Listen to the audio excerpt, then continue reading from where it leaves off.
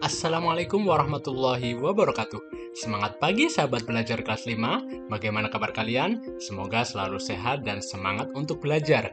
Hari ini kita sudah memasuki materi di kelas 5 tema 6 subtema yang kedua, yaitu tentang perpindahan kalor di sekitar kita. Hari ini kita masuk pada pembelajaran yang pertama. Sudah siap dan semangat ya untuk belajar? Jangan lupa yuk kita berdoa dulu untuk memudahkan kita dalam pembelajaran hari ini. Kita awali dengan bacaan basmalah. Bismillahirrahmanirrahim. Nah, adik-adikku kelas 5, kalian coba amati gambar yang ada di layar kalian. Siapa yang sering membantu ibu memasak di dapur? Apa yang biasa kalian lihat?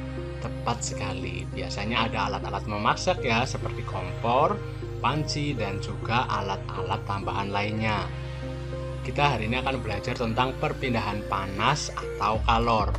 Ketika kamu memasak sayuran, panas dari api kompor berpindah ke dalam panci. Kemudian panas tersebut berpindah ke dalam air. Panas dari matahari dapat merambat ke planet kita, sehingga kita dapat merasakan hangatnya sinar matahari. Peristiwa tersebut membuktikan bahwa panas dapat berpindah. Nah, adik-adik, panas berpindah dari benda yang bersuhu tinggi ke benda yang bersuhu lebih rendah. Nah, sekarang ayo kita pelajari bagaimana saja cara perpindahan panas. Yang pertama adalah dengan cara konduksi. Konduksi merupakan cara perpindahan panas melalui zat perantara seperti benda padat. Seperti kalian lihat pada gambar, contohnya yaitu panci logam yang panas karena diletakkan di atas kompor yang berapi. Kemudian cara perpindahan panas yang berikutnya adalah dengan cara konveksi. Konveksi merupakan perpindahan panas yang disertai dengan perpindahan bagian zat perantaranya. Seperti proses memasak air yang ada pada gambar, ya, air yang ada dalam panci yang dipanaskan hingga mendidih. Proses tersebut merupakan cara perpindahan dengan cara konveksi. Kemudian yang terakhir adalah radiasi. Radiasi merupakan cara perpindahan panas dengan pancaran yang tidak membutuhkan zat perantara. Contohnya seperti sinar matahari yang sampai ke bumi dan menghangatkan udara serta makhluk hidup di bumi. Oke adik-adikku kelas 5, untuk memahami cara perpindahan panas, kita akan pelajari lebih dalam tentang konduksi. Kalian simak dan baca baik-baik ya. Perpindahan kalor dengan cara konduksi.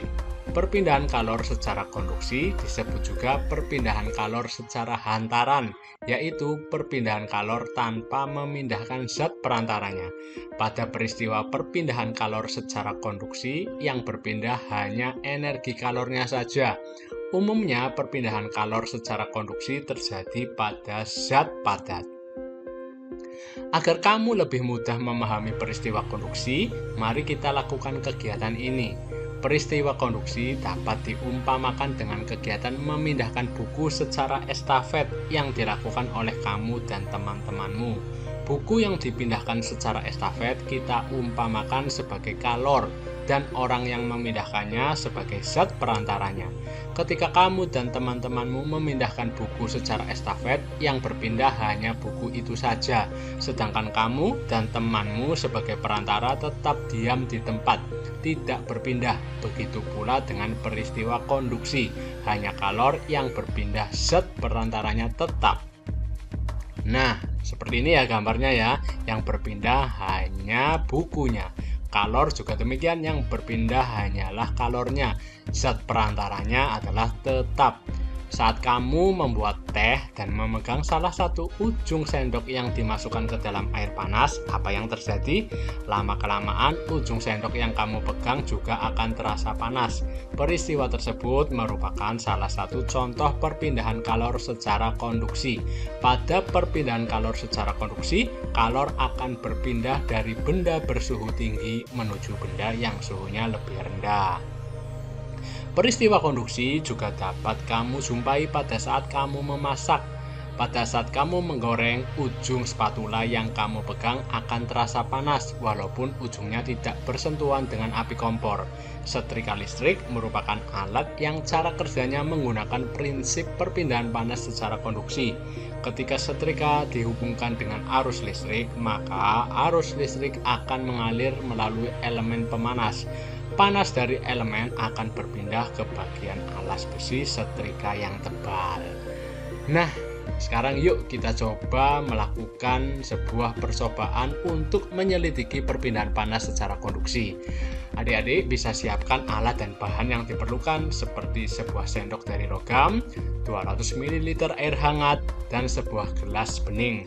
Nah, kalian bisa minta bantuan pada orang dewasa atau kakak, orang tua untuk mempersiapkan dan menuang air hangat ke dalam gelas. Langkah kerja yang kita akan lakukan yaitu yang pertama memasukkan air hangat ke dalam gelas bening. Nah, setelah itu masukkan sendok ke dalam gelas yang berisi air hangat tersebut. Kemudian setelah beberapa saat peganglah ujung sendok dengan tanganmu. Tetaplah memegang ujung sendok selama lebih kurang 2 atau 3 menit. Nah, kemudian catatlah apa yang kamu rasakan. Jangan lupa ya untuk mencobanya. Kemudian kalian setelah mencoba, kalian laporkan hasilnya kepada bapak atau ibu gurumu ya. Selamat mencoba. Pembelajaran hari ini kita sudahi sampai di sini. Semoga bermanfaat dan sampai jumpa pada pembelajaran-pembelajaran berikutnya. Terima kasih. Wassalamualaikum warahmatullahi wabarakatuh.